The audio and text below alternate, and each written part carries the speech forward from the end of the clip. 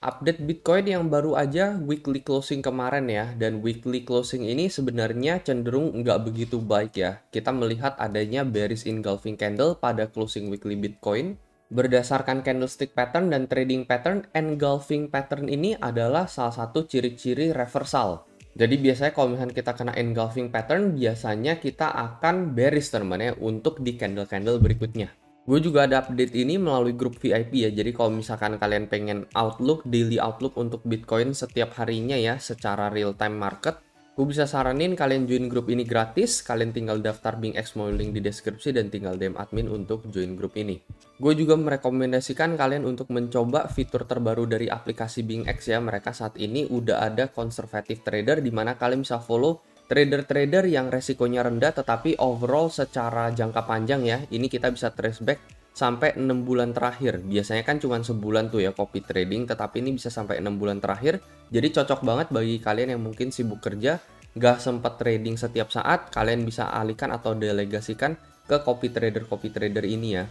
Copy trader ini memiliki resiko yang rendah, tetapi secara jangka panjang, portofolio atau aset kalian akan bertambah sedikit demi sedikit. Dan kalian bisa coba ini hanya melalui aplikasi BingX, kalian bisa daftar sekali lagi melalui link di deskripsi. Jadi untuk menyimpulkan ya, bearish engulfing ini diciri-ciri oleh apa? Diciri-ciri oleh satu candle merah ya, yang nge-shootnya ini pasti akan jauh lebih besar dibandingkan candle sebelumnya, yaitu candle hijau. Jadi candle hijaunya ini kecil, tetapi dihantam sekali candle merahnya ini langsung benar-benar besar teman-teman ya. Ibaratnya candle merahnya jauh lebih panjang dibandingkan candle hijaunya.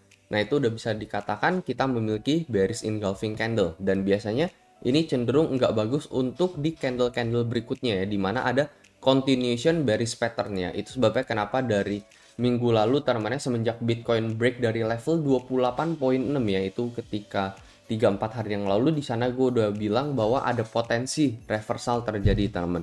Dan so far kita memang lanjut turun terus sampai ke level 27.000 ya, sebagai saat ini memang udah ada di support ya. Sebabnya kenapa kalian lihat juga gue ada umumin di grup ya, ini memang bukan saatnya untuk nge-short karena dari segi weekly opening sendiri ada possibility untuk Bitcoin rebound terlebih dahulu ya ke area level 29.000.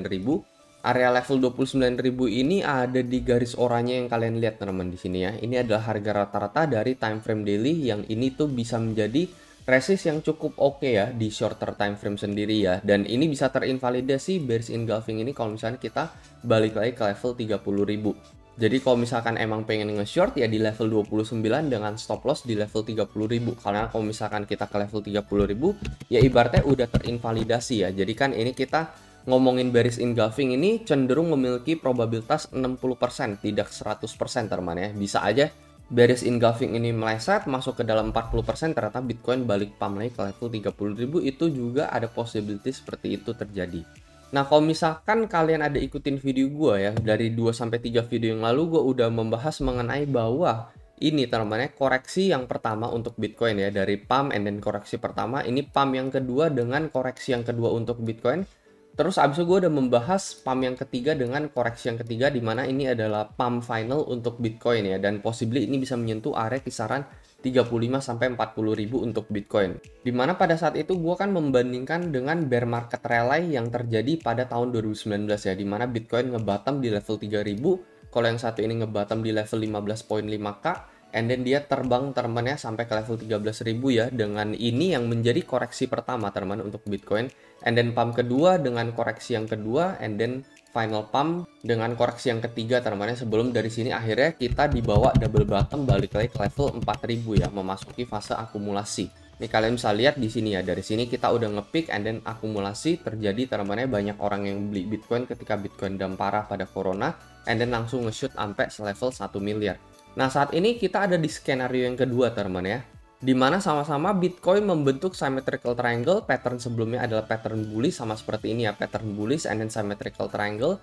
Setelah itu kita dibawa breakout di sini and then fake out teman-teman ya, balik lagi ke bawah teman-teman, terkoreksi lagi ke bawah. Dan so far ini koreksinya juga masih oke ya, masih dalam area support nih, kalian bisa lihat di sini ya, ini garis merah yang gue baru aja gambarin. Ini juga sama teman-teman, di mana saat ini kita juga lagi ada di area supportnya. Itu sebabnya kenapa ya gue nggak merekomendasikan untuk short juga meskipun adanya bearish engulfing pada weekly. Jadi kalian ada perhatikan gue kan ada membahas yang satu ini, garis oranye pada time frame daily ya. Ini persis banget teman-teman ya. Itu sebabnya kenapa gue bilang di skenario ini juga sama ya. Ini kalian harus perhatikan garis oranye ini teman-teman ya pada time frame daily. Ini menggunakan technical Bollinger Band. Once kita breakout teman-teman ya, ini kalian bisa perhatikan ya dari sini ya, dari level 82 ini kita balik lagi ke level 8.6. Apa yang terjadi, Bitcoin langsung uptrend sampai ke level 13.000. Itu sebabnya kenapa gue bilang momen invalidasinya ada di mana ya, ada di level 30.000 ini. Jadi kalau misalkan Bitcoin sampai teman-teman ya, ini kan menjadi resist nih 29, and then dia naik lagi ke level 30.000 ya, di sini adalah chance yang baik untuk ngelong all the way sampai ke level 35.000 target kita. Sama seperti yang sebelumnya juga ya, terjadi invalidasi di sini menjadi resist 8.2. Tetapi kita langsung breakout di 2 hari berikutnya teman di sini ya. And then ini adalah chance yang baik banget buat long gitu. Jadi sebenarnya pada kasus yang lalu ya, balik lagi di tahun 2019 ini sebenarnya bearish engulfing ya. Kita tinggal ubah aja nih ya ke time frame weekly di sini. Ini kita tinggal ubah aja teman ke weekly ya. Kalau misalnya kalian nggak percaya, ini sama teman ya, kasusnya juga bearish engulfing. Nah di sini kalian lihat ya.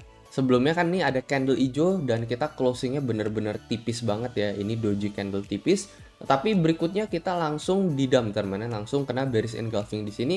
Tapi kita langsung kena invalidasi teman di sini ya. Persis di tanggal 10 Juni, ini salah satu contoh bearish engulfing yang udah terinvalidasi, dia bisa balik lagi ke level 8.600 ya. Itu yang tadi gue udah bilang teman dari time frame daily-nya. Jadi ini adalah momen dimana dia break ke level 8.600 ya pada bulan Mei di tahun 2019.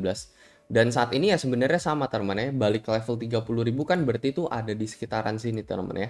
Dan ini adalah level invalidasi ya, jadi bukan berarti sekali lagi probabilitasnya 100% bahwa kita akan langsung candle merah di minggu-minggu berikutnya. Buktinya aja pada tahun 2019 ini kita kena invalidasi and then kita malah ke level 13.000 padahal juga kena bearish engulfing sama gitu.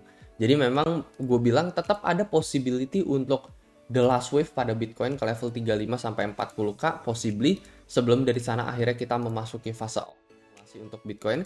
Nah, tapi yang pertama kita harus lihat adalah bahwa Bitcoin bisa balik ke level 30.000 gitu ya. Untuk sementara ya kita ikutin aja teman-teman ya. Kita ya ikutin teori aja gitu bahwa bearish engulfing ini bisa menjadi potensi reversal untuk Bitcoin. Dan untuk dari daily-nya sendiri ya level 29.000 ini bisa menjadi area untuk short gitu ya. Kita nggak long ya karena memang outlook dari jangka panjangnya itu adalah bearish engulfing di mana probabilitasnya lebih ke 60% bearish gitu.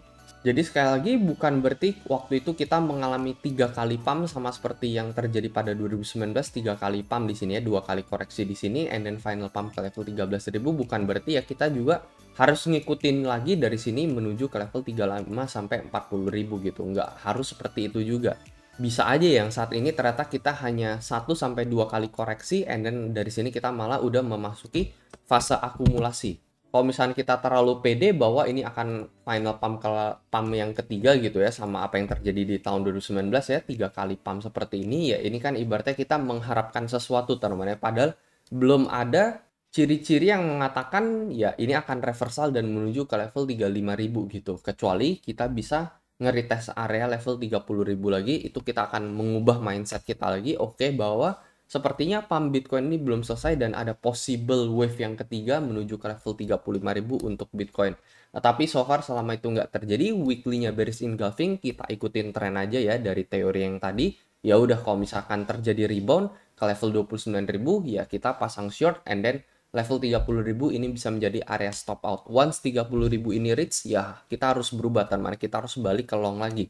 Jadi paling itu aja teman untuk video kali ini, itu adalah outlook untuk Bitcoin gua saat ini. Kalau menurut kalian kayak gimana, mungkin kalian bisa coba komentar di kolom komentar di bawah. Kalau misalkan kita memang ternyata kena reject dari level 29 teman-teman ya, memang area testnya itu tetap di level 25.000 ya, yang menjadi level resist yang sebelumnya adalah titik resist terkuat sebelum kita menuju ke level 15.5. Ini juga titik resist terkuat balik lagi di bulan Februari kemarin. Jadi multiple times touching resist line ini juga. Jadi ya paling itu aja teman-teman ya untuk video kali ini. Semoga analisa ini bisa membantu dan seperti biasa sampai jumpa di next video.